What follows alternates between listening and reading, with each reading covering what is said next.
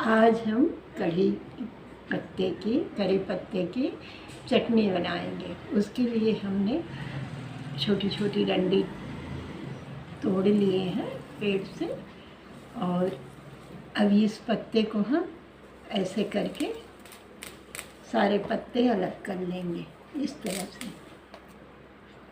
ऐसे।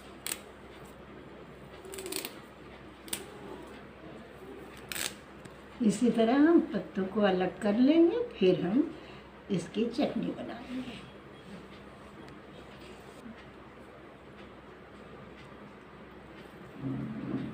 ऐसे होता है कड़ी पत्ता के टहनी जो हम तोड़े हैं। कड़ी पत्ता को सारे तोड़ के रख लिए हैं। इसको हमने 2 पानी से अच्छे से धुल के और सुखवा लिया है। अब हम इसकी चटनी बनाने चल रहे हैं। चटनी हम 2 तरह से बनाएंगे, सूखी चटनी और थोड़ा सा पानी डाल के गीली चटनी। तो उसमें क्या लगेगा, कड़ी पत्ता तो ये है, तिल है 2 चम्मच भर के, नारियल है इतना, लहसुन की कली, 1 साबुत पूरा लहसुन है, और ये मिर्चा है 5-6 मिर्चा अपने हिसाब से रखिए, जिसको जितना तीखा पसंद हो, कम ज़्यादा कर सकते हैं। ये आधी कटोरी से ज़्यादा मूंगफली के दाने हैं। अब ये सब हम भून लेंगे और फिर चटनी बनाएंगे। लिक्विड चटनी में हम ये धनिया की पत्ती, 2 हरी मिर्ची डालेंगे। अब हम कड़ी पत्ता की चटनी बनाने जा रहे हैं। कढ़ाई हमने चढ़ा दिया है, छोटे चम्मच से 1 चम्मच तेल डाल दिए हैं। तेल हमारा गर्म हो रहा है, तब तक हम जीरा को हथेलियों से मसल लें।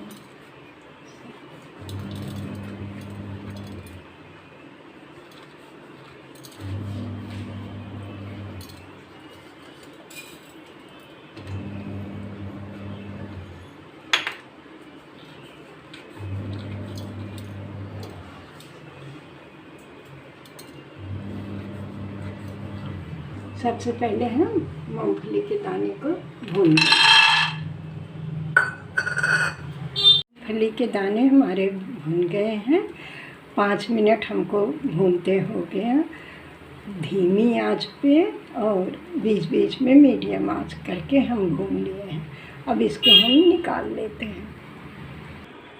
दाने को हमने निकाल लिया है, और इसमें थोड़ा सा तेल हम डाल दिए हैं। अब हम इसमें लहसुन, तिल, जीरा सब डाल के भून लेते हैं। 2 चम्मच जीरा हम डाल दिए हैं। जीरा को भून लूँगी, इसी में फिर हम लहसुन भी डाल देंगे। जीरा लहसुन को हम भून रहे हैं, इसी में हम थोड़ा सा भून लिए हैं 1 मिनट। अब इसमें हम तिल डाल के तिल को भी भून लेते हैं। लहसुन, जीरा, तिल हमारा ये 1 मिनट हो गया भूनते हुए, और अब इसमें हम सूखी लाल मिर्ची भी डाल के भून लेते हैं। हमने सूखी लाल मिर्ची डालने के बाद जो नारियल कद्दूकस किया हुआ दिखाए थे, वो भी हम डाल दिए, और सबको हम भून लेते हैं। कच्चापन भी हट जाए और थोड़ा कुरकुरा हो जाए, तब तक हम भून लेते हैं धीमी आंच में। सब हम भून लिए हैं। अब इसको हम निकाल लेते हैं एक प्लेट में। हमने कढ़ाई से सब निकाल लिया। जीरा, लहसुन, कद्दूकस किया हुआ नारियल और तिल, सूखी लाल मिर्ची, सबको हमने भून के और खूब अच्छे से सब भुना गया है, और हम प्लेट में निकाल लिए हैं ठंडा होने के लिए। जिस कढ़ाई में हमने तिल और नारियल कद्दूकस किया हुआ सब भूने हैं, उसी कढ़ाई में अब हम कड़ी पत्ता को भून लेंगे।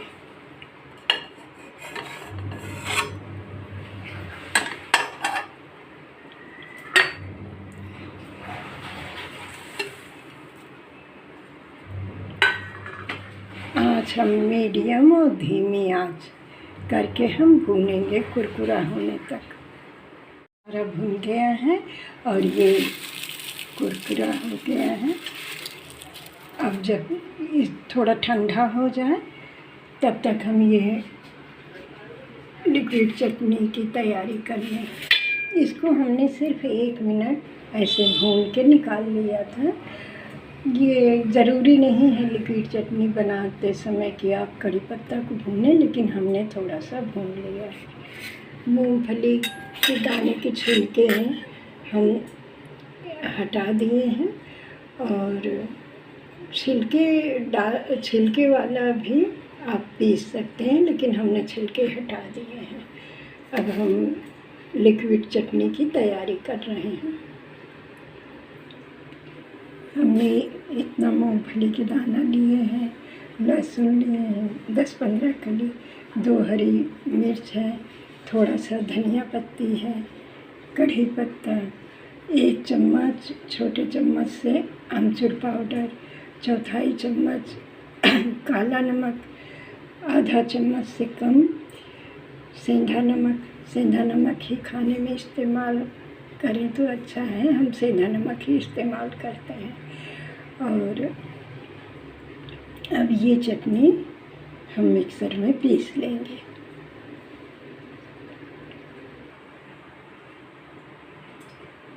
करी पत्ता को हमने भून लिया है, एक खूब कुरकुरा हो गया है। अब इसको हम निकाल लेते हैं। कड़ी पत्ता को हमने भून के निकाल लिया है। ये आवाज़ एकदम भून गया है। अब इसको हम पीसेंगे। कड़ी पत्ता को तो हम चटनी में छौंका में इस्तेमाल करते थे।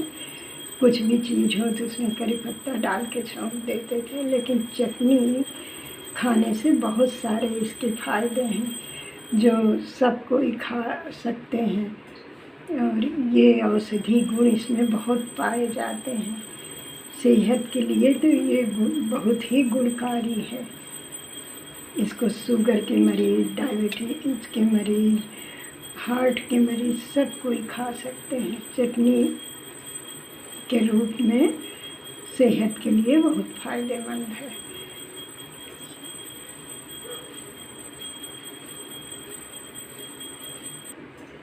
हमने आधा चम्मच से कम काला नमक लिया है और आधा चम्मच से ज़्यादा हमने सेंधा नमक लिया है।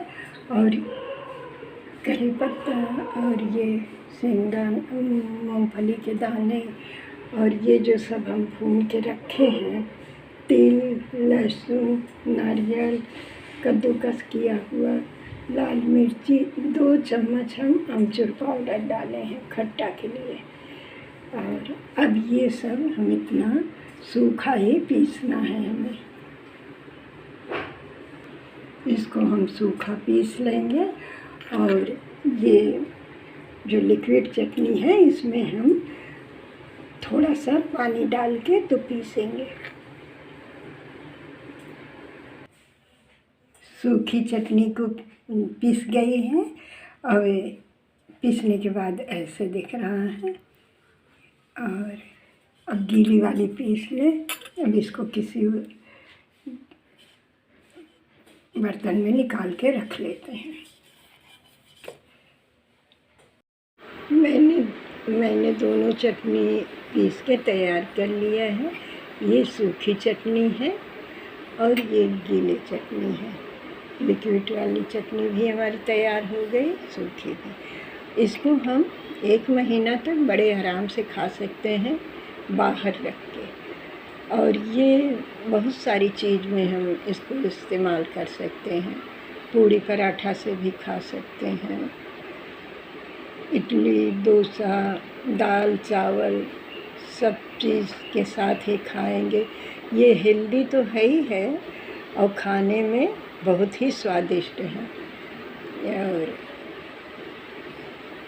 इसको हम रख सकते हैं और ये 2-3 दिन तक फ्रिज में रख के खा सकते हैं इसको। मीठी नीम की चटनी सेहत के लिए बहुत ही फ़ायदेमंद है। और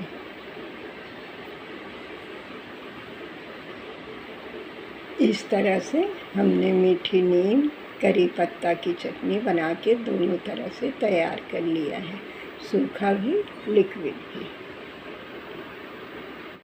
लिक्विड वाली चटनी हम तो अमचूर डाल के बनाए हैं, लेकिन आप नींबू भी डाल के इसको बना सकते हैं, नींबू का रस डाल के। और गर्मी के दिनों में तो कच्चे आम को इसके साथ चटनी में कच्चे आम डाल के पीस लें तो बहुत ही खाने में अच्छा लगता है। और ऐसे बनता है मीठी नीम की पत्ती की चटनी। और इसको तो हम 3-4 चम्मच लेके, अगर लिक्विड बनाना है तो ये इसी को हम 3-4 चम्मच ले लें। 1 चम्मच जैसे कढ़ी बनाते हैं तो दही खट्टी रहती है, उस टाइप से 1 चम्मच खट्टी दही डाल के हम इसको पीस लें तो ये थोड़ा लिक्विड हो जाएगा। तो आप ये भी चटनी की तरह बहुत अच्छा लगेगा लिक्विड वाला। और इसको आप पकौड़े के साथ खाएंगे तो बहुत अच्छा लगेगा। सूखी चटनी को हम एयर टाइट डब्बे में बंद करके रख देंगे।